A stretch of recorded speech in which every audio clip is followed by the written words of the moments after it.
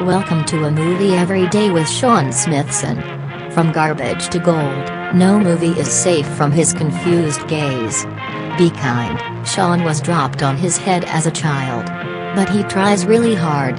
This time out he attempts to wrap his head, and his mouth, around today's film, titled The One I Love.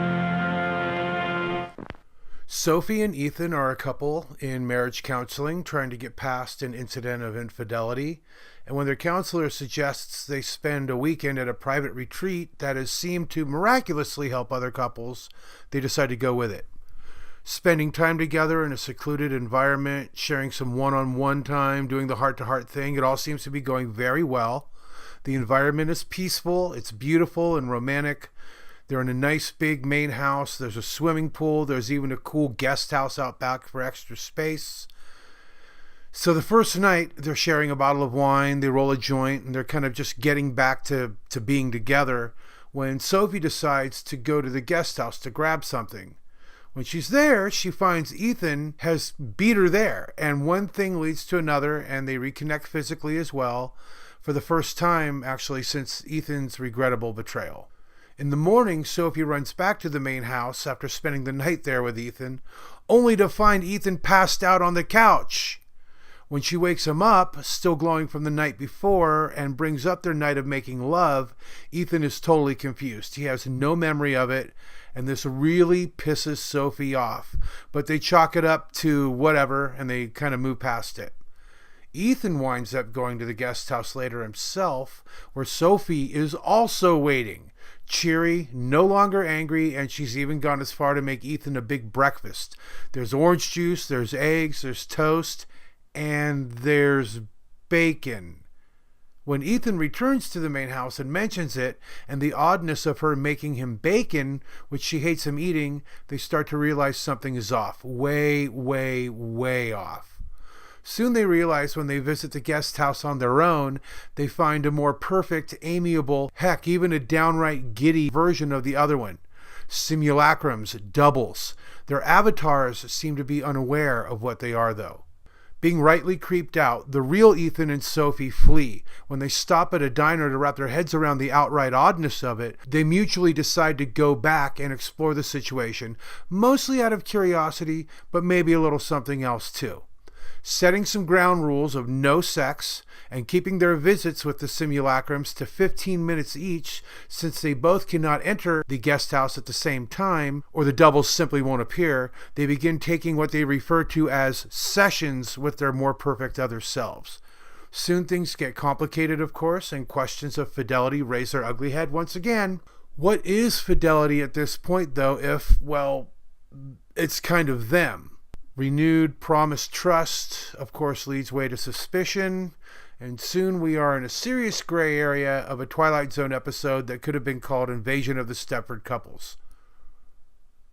Directed by Charlie McDowell, who's done episodes of Silicon Valley, which I still need to watch, and Dear White People, as well as the feature The Discovery, another odd and heavily existential sci-fi film, and written by his collaborator Justin Lader, The One I Love from 2014 is an odd, modern take on the aforementioned Twilight Zone, especially the episode In His Image, and relationship films such as Blue Valentine. Starring Mark Duplass, who produced with his brother Jay, and together they've kind of become the indie film force to be reckoned with, and co-starring Elizabeth Moss from Mad Men and the recent and brilliant series A Handmaid's Tale. The One I Love straddles the same creepy but funny line that Duplass and Patrick Brice's recent film collaboration Creep and Creep 2 does.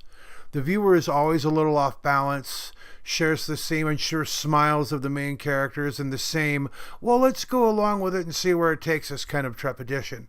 Simultaneously funny, endearing, romantic, mind-bending, and even terrifying, The One I Love is a great example of modern independent-minded cinema, focusing on character and using the writing itself to illustrate its more wild concepts. Well, except for the double screen stuff they do to get the same actor in the same frame, there are no effects. It's all done on the page.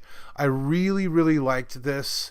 Sophie and Ethan could have been very easy to hate and not root for, but the creative team involved in The One I Love kept it from devolving too far in any one direction. Also, bonus points for a cameo from Ted Danson, who I haven't seen in a while. It's a weird sci-fi relationship drama / kind of comedy with watertight dialogue and really, really good performances. It's one to watch. Check it out. The One I Love is definitely worth your time. And a big thanks to my pal Dan Randall for telling me to watch it today. You can see it too right now. It's streaming on Amazon Prime. I'll see you tomorrow. Actually, maybe not, because Stranger Things Season 2 hits Netflix in the morning, so I might flake out. Actually, now I'll see you tomorrow, because I really do watch a movie every day. So since we're just kind of like dipping our toes in here, I think maybe we shouldn't spend too much time in there the first go around. Okay. How's 15 minutes sound? Yeah, I think that's good. Hello? Whoa, fascinating. Tell me. Do you understand how insane you sound right now? It's so weird. It's really odd. It's like a perfect retreat. Just the two of you. I've sent a lot of couples there, and they've all come back renewed. Is it another dimension when you go through the door? You want to go back? This is something that we've been talking about, creating a new relationship. I imagine like horseback riding with a little satchel of wine, you know? Not some weird version of Who's Afraid of Virginia Woolf. We'll make up some ground rules. Okay, no spying. We'll be honest with each other about what happens in the house. It's like an exercise in trust. Sophie? You're kidding me. Sophie, open the door! Okay, Ethan. How do you see this playing out? I'm not leaving. This entire weekend has been one planned trap. Sophie, stop! Cheers Cheers. to a perfect weekend together. It